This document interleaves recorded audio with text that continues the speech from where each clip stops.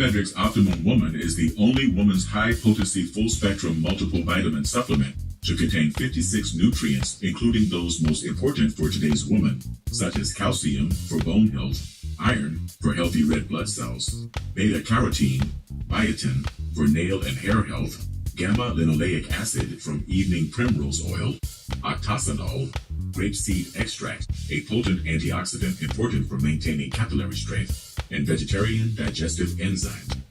Visit www.biomedrxsupplements.com.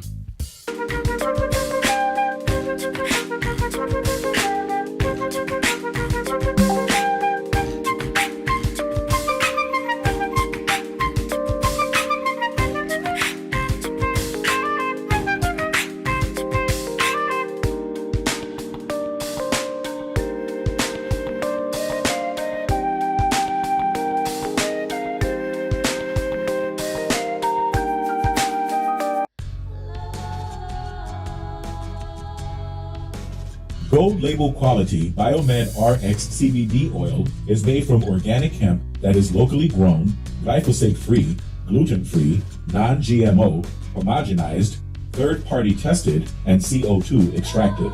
Visit www.biomedrxcbd.com.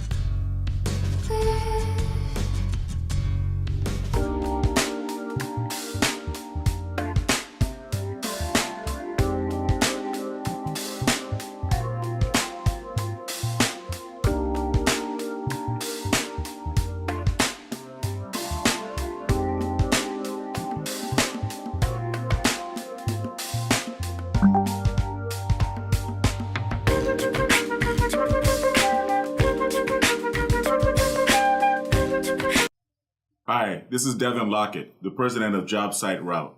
As the son of a general contractor, I know how difficult it can be to get good food on the job site. And letting your construction workers leave the job site to buy lunch just takes valuable time away from them being on the site. I've developed an app and a program that will bring a steady stream of food trucks to your job sites every month for the low price of only $100 per month per site. That comes up to about $3 per day to have a steady stream of food trucks coming to your job sites all day, every working day. You can also contact the food trucks ahead of time and pre-order your food from the menu on our app. This saves valuable time for your construction workers and for you. It also sends a variety of delicious food served on Southern California food trucks to your job sites all day. When you think about it, it only makes sense to join the JobSite Route Network.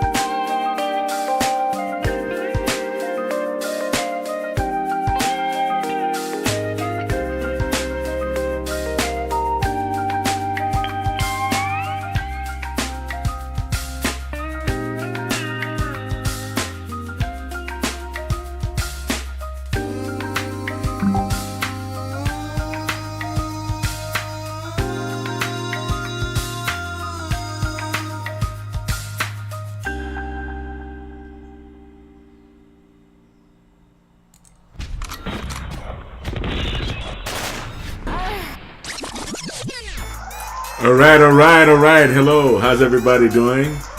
Thank you for joining me. I came across a video. I just got out of the swimming pool. You guys know that. I had an appointment, so I had to cut my swim short this morning, and I don't even think that the this morning's peak performance protocol video actually even made it to YouTube. I think I had my settings wrong on Streamlabs, on Restream, and so I didn't get a chance to send it. But I wanted to go over this video. This is a pretty interesting video that I just came across with Jordan Peterson and Coleman Hughes.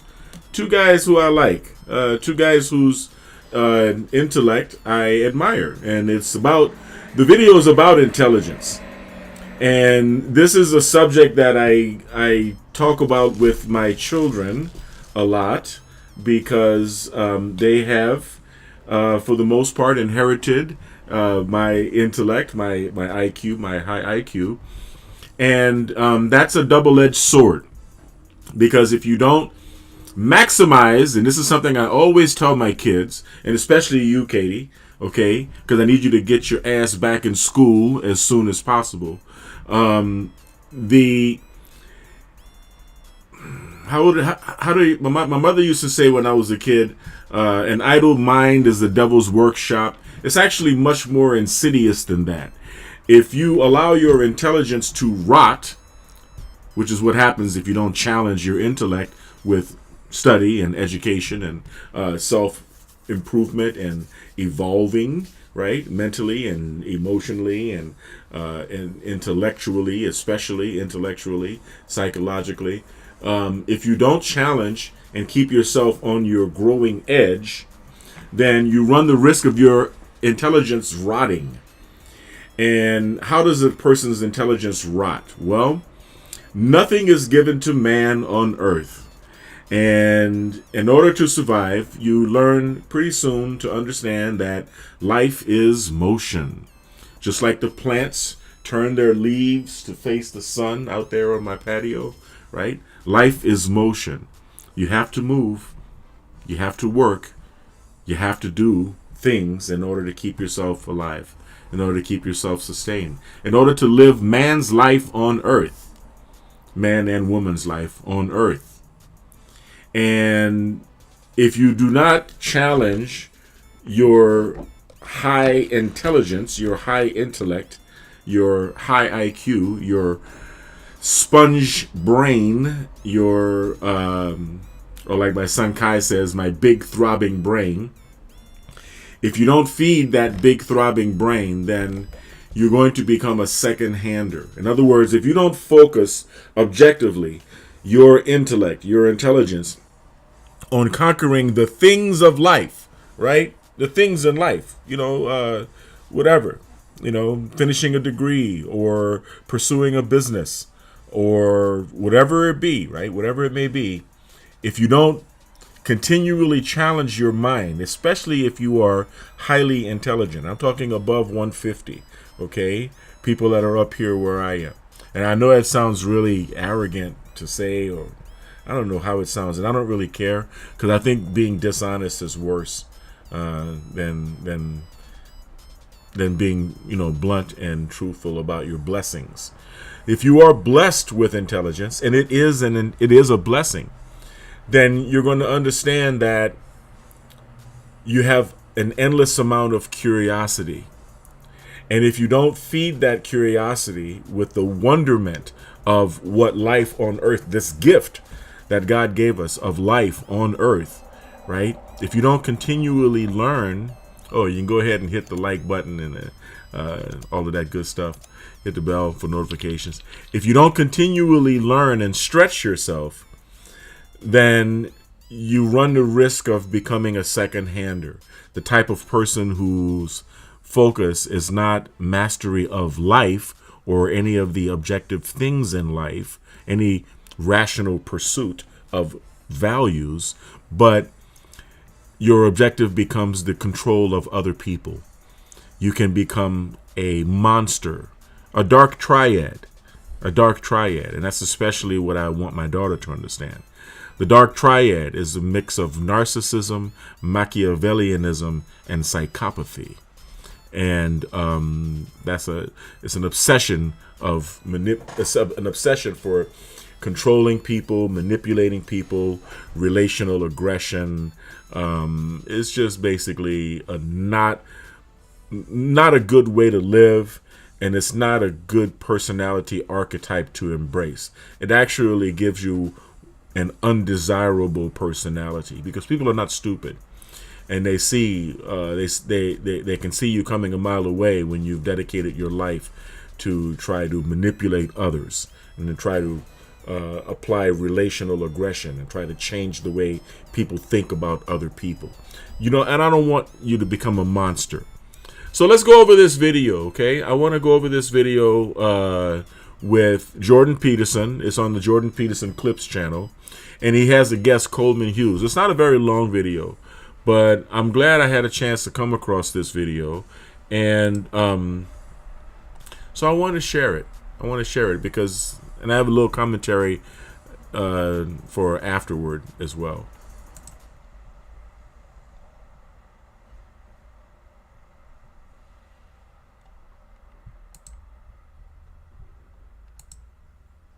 Meritocracy, Sowell pointed out, Thomas Sowell, he's talking implies that the testing regime is a comment on your worth as an individual, your moral worth, which it's really not. If I do better on the SAT than you, that doesn't mean I'm a better person all around. All it means is that I'm better at the tasks associated with this SAT, which predict that I'm probably going to do better than you at a university on almost any subject. I'm going to do better than you at law school, and I'm probably going to do better on the LSAT. It means that in the subset of life that has to do with intellectual tasks, problem solving, quick learning, model building, I'm better at that than you. Right? That doesn't mean I'm a better person than you. Okay? It doesn't mean I'm... That's technically true, because if you look at the personality attributes, the 2 or 3 that you would most associate, let's say, with morality, like, it's tricky and there's not a one-to-one relationship, and I'm not implying that. But generally speaking, people regard those who are conscientious, diligent, hardworking, reliable, industrious as moral. Now, that's not the only dimension of morality, because you also have agreeableness, more people who are more agreeable, in our society at least, are also deemed more moral because they're more caring, they're more empathic, they're more polite. And so you could even see conscientiousness as the conservative virtue and agreeableness as the liberal virtue if you wanted to. It doesn't matter. Those are the places where virtue seems to be captured to some degree in the personality models. There's zero correlation with IQ, like zero. Interesting. Right. So technically, yeah. Well, and Let me interject something. What he's talking about, that dynamic of conscientiousness versus agreeableness, is physically found here in the back of the head, in the location we call RTPJ. So when you're doing neurofeedback therapy, and I'm going to do another video later on doing neurofeedback therapy. Probably later on today. But when we're training, we put the probe right here between the parietal and the temporal lobe, right? So the parietal lobe goes here across the back of the head, and then the temporal lobe is here, the temples across the side of your head, and right there on the right-hand side, RTPJ, right temporal parietal junction, is actually the place that you train in order to affect that dynamic in one direction or the other, either to enhance trait agreeableness or trait conscientiousness.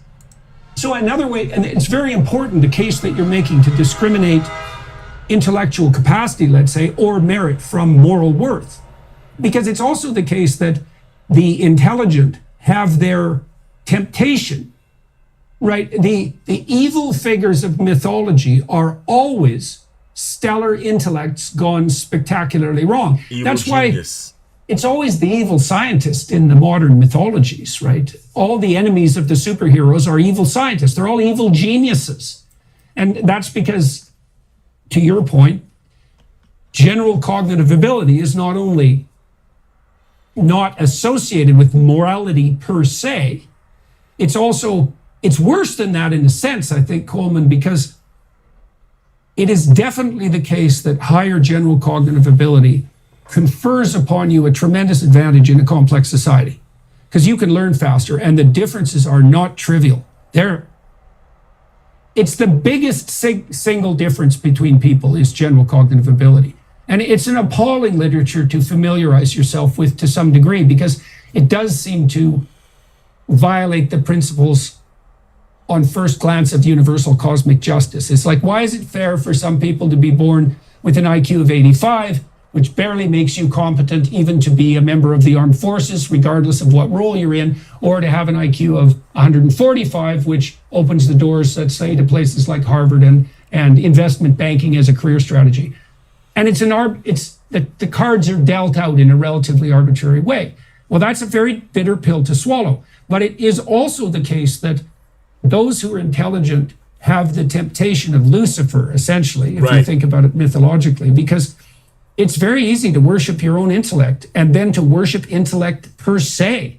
And that's a very, very dangerous thing to do, to develop that sense of wounded intellectual pride if people aren't bowing at your feet, or even the presumption that merely because you've been gifted with intelligence, because it's not something you earn, you've been gifted with intelligence, that means that you're of stellar moral character. That's simply not. I was really shocked in my clinical practice, with this quite regularly, because I had some people in my practice who were definitely in the lower quintile of intelligence, let's say, very, very impaired, unable to read, certainly unable to use a computer, virtually unemployable, regardless of how much effort was poured into that. Yet often unbelievably admirable in their ability to bear up under the complex and stressful conditions of their life without being bitter or resentful, while still being of service to other people. It was really shocking to me to watch that, and a reminder that just because you're intelligent doesn't mean you're good. And that does, we do in our culture, and the leftists are particularly egregious in this regard, I would say, to casually elude general cognitive ability with moral worth. If you have a materialist viewpoint, that's a very easy thing to do. It's a very easy thing to do. It's a hard thing to fight against. But it's a pernicious problem. I have a question for you. You said, and I think it's right, and I feel it too. First of all, we're going to take an aesthetic break. Coleman, my brother, and I do consider you my brother, shave that mustache off, man. Leave everything else. Leave the goatee. Leave all the other facial hair. Shave that mustache off. Observing the vast difference between the intellectual skills people are born with is a bitter pill to swallow. And that the more you learn about it, the more you despair at the unfairness of the universe in some way. I'm curious, do you think that I share that reaction? Do you think that reaction is a natural consequence of learning about that? Or do you think it's only because we have some deep Western background assumptions about fairness? Like, do you think that would strike a pre-Western tribe as unfair as well as a bitter pill to swallow? Or do you think it's really a function of some deep kind of assumptions we have? Well, I think there's a couple of things going on there. The first is that our society does differentially award people with high general cognitive ability because our society is very complex and rapidly changing. And so in a traditional society where roles remain unchanged for generations, IQ is much less relevant. But in our society, because look, how fast do you have to be to stay among those who aren't at least 5 years behind the computational revolution? Like, you have to have an IQ of 95th percentile to be anywhere near the bleeding edge? Because things are changing so quickly. So we differentially devote resources to the cognitively skilled, and our culture is set up so that that's more and more the case. But then there's another issue too that I think is equally relevant. You see, the worship of the intellect in and of itself has this danger of pride that's associated with it, and it's a very big danger. So the way we should be conceptualizing intelligence is the manner in which gifts are portrayed in the gospel accounts, for example. So one of the things, Christ says two things that are in some ways contradictory. One of them is that to those who have everything, more will be given. And from those who have nothing, everything will be taken. Okay, so that's the Matthew principle. That's what the economists call it. And it is a pointer to the fact that Money resources goes where money lies. accrue, regardless of the discipline, resources accrue in the hands of a few. Doesn't matter what the discipline is. And that's what Marx observed when he said that capital would accrue in the hands of fewer and fewer people. Now, that's true. It happens all the time. It happens in every society. And it doesn't matter whether it's a capitalist society or a socialist society, by the way. And so he attributed that to capitalism, which meant he misdiagnosed the problem because it's way deeper than capitalism. But it is the case that rewards are differentially distributed. Okay. And that those in the higher echelons of the cognitive distribution are more likely to accrue those rewards. But there's another statement there that's also relevant, which is that Smart people get rich. to those who have been given much, much will be required. And so this is a very useful thing to know. So like I had clients in my clinical practice who were very creative. Now that's also an innate proclivity. So creative people, they have a wide ideational space. So one idea is likely for them to remind them of many other ideas and many distal ideas, and they tend to be rapid at generating such ideas. And that's probably something as fundamentally biological as threshold for co-activation of adjoining neurons, right? It's that low level. Okay, now, so let's say you're gifted with creativity. Now, let's say that you don't exercise that responsibly. You don't pursue your creative mission. It turns into your enemy. That's right. Like a gift that you misuse turns into your enemy. And and this is more to the justice elements. Like you might be rewarded, like your IQ is stellar. You wouldn't have accomplished what you've accomplished so far had that not been the case. And you've been successful in multiple different enterprises. And so, thank your lucky stars. Okay, does that make you privileged? Absolutely. Does it make you unfairly privileged? It depends on what you do with it. Right. Like if you bore a responsibility that was commensurate with the talent, then you've paid existentially for your gift. And the warning, the classical warning in deep religious texts is that if you misuse a gift that you've been granted, it will become an unbearable burden and turn itself against you. And like I had plenty of people in my clinical practice who were, they call them, let's say, underachievers. Your intelligence rots. IQ of 140 and a 20th percentile social class position. That's a recipe for extreme bitterness. Many of the people who I had in my practice who were like that were unbelievably annoyed that the world hadn't bent itself over to bow at their feet because of their undeniable intellect. And God, the internet is crowded with people like that. I mean, what's that sitcom about the physicists, The Big Bang Theory? All the humor that went along with the Big Bang Theory was essentially at the expense of arrogant but socially dysfunctional intellectuals. So that there is a justice. This is what I'm pointing to. Independent of the relationship between your intelligence and your social positioning, which looks unjust as hell, there's another form of justice in operation, which is if you're smart, you better learn to be humble, and you better learn to be grateful for the fact that you've been gifted, and you better take that on as a serious responsibility, like a serious moral responsibility. Yep. Because if you don't, it will work against you. And if you're super smart and your intellect is working against you, you are in serious trouble. Thank you, Dr. Jordan Peterson. Couldn't have said it better myself. Well, I probably could have said it better myself, but I didn't say it. He did. Thank you, Jordan Peterson. I really appreciate that. And that's the message that I like to get across to my kids and to the people who follow my channels. Don't let your meat loaf. Don't let your gray matter loaf. Okay? Challenge yourself at all times. Even if you don't want to study formally, become the kind of person who likes to read.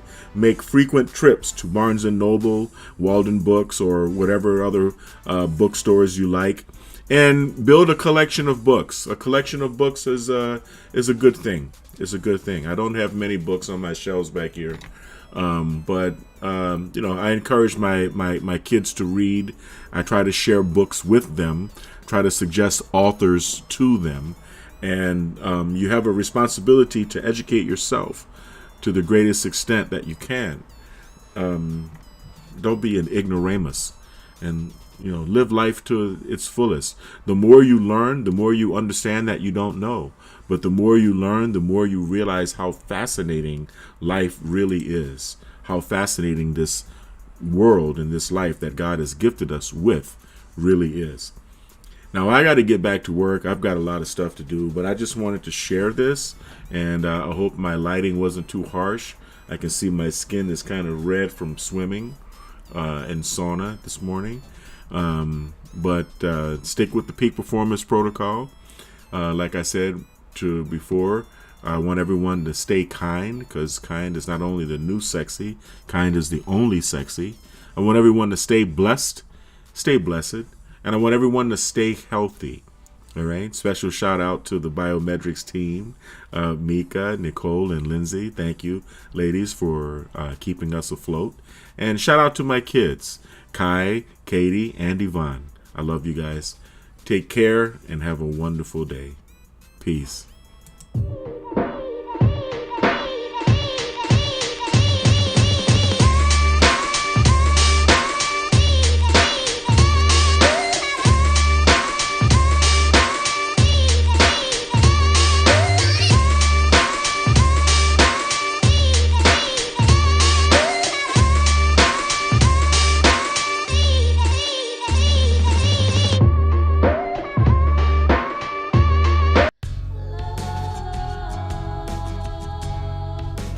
Gold label quality Biomed RX CBD oil is made from organic hemp that is locally grown, glyphosate free, gluten free, non-GMO, homogenized, third-party tested, and CO2 extracted.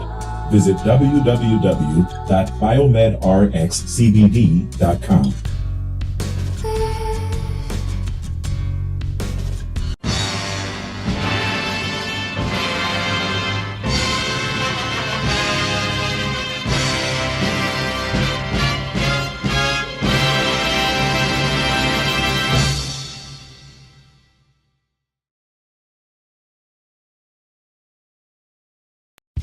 Biomedric's Optimum Woman is the only woman's high-potency full-spectrum multiple vitamin supplement to contain 56 nutrients, including those most important for today's woman, such as calcium for bone health, iron for healthy red blood cells, beta-carotene, biotin for nail and hair health, gamma-linoleic acid from evening primrose oil, octasanol, grapeseed extract, a potent antioxidant important for maintaining capillary strength, and vegetarian digestive enzymes.